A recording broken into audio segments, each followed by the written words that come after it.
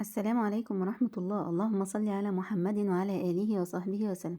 النهاردة نقدر نعمل الحاجة الجميلة اللي بتبقى جاهزة ديت، صحية ولذيذة وفي البيت وهشة وجميلة، ونعمل أشكال مستطيلات مدور بالشوكولاتة بالسوداني مع الشوكولاتة. هش وجميل ولذيذ ودايت. يلا بقى على المقادير زي ما متوضح كده على الصورة، وحتى في الآخر برضو في آخر الفيديو هتلاقيها كاتبالك المكونات. بالنسبة للدقيق بحب استعمل خليط من دقيق الشوفان زائد الدقيق الأسمر، الاتنين مع بعض بستعمل 3 كوبايات. طب والكاكاو 6 معالق كبار، يعني معلقتين لكل كوباية. طب والبيكنج باودر معلقتين كبار كده من بيكنج باودر. لو عندك بيكنج صودا حطي معلقة صغيرة. الكربونات واحنا بنستعمله بس لمزيد من هشاشة البسكوتة. السكر بقى لو عندك البواكي اللي بتعادل معلقتين حطي 9 بواكي لكمية الدقيق ديت، او تلتين كوباية سكر عادي، او 3/4 كوباية عسل ابيض. كده اديتك مقادير كل انواع السكر.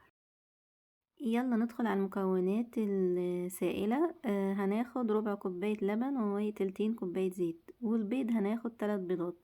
هنضربهم كويس قوي، نخفقهم كويس قوي.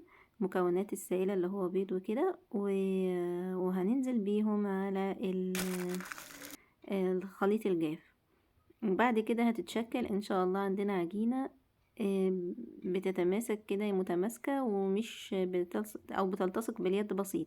طبعا في هنا بقى معلومة مهمة قوي، ان لو هي بتلتصق باليد بسيط هتبقى كويسة، لان الشوفان بيمتص السوائل وبعد شوية هتبصي تلاقيها بقت متماسكة اكتر. طيب انا العجينة عندي لسه مفرولة ولسه ملمتش، اضيف ايه؟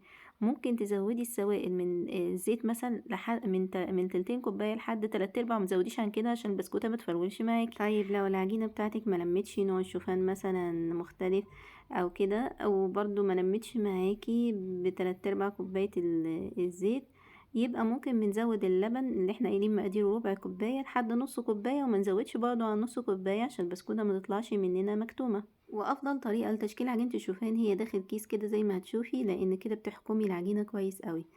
طيب وبرده سرعه التشكيل بتساعد معاكي انك انتي تطلعي اشكال منتظمه شكلها حلو قوي.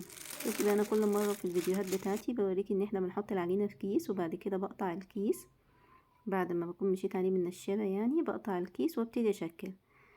انا جهزت الشوكولاته بتاعتي متكسره متقطعه، وهنزلها فوق العجينه. دي طريقه يعني عشان تثبتي الشوكولاته فوق العجينه، ممكن ترجعي الكيس تاني وتدوسي على الكيس بالنشابه برضو هتثبت اكتر. ودلوقتي قطعتها مستطيلات ورصيتها فين؟ في الصاج اللي هيدخل الفرن اللي انا مجهزاه متولع قبل التسويه ب10 دقايق مثلا، على درجه حراره 160 180.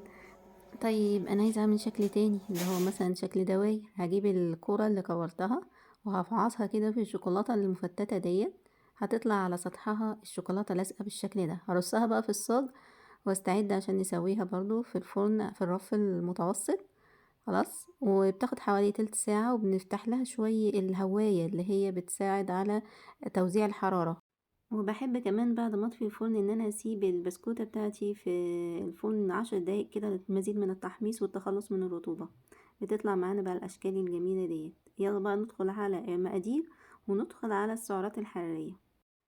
تقدري تاخدي المقادير سكرين شوت كده. انا عاملة مقادير ال3 كوبايات شوفان من خليط الشوفان مع الدقيق الاسمر.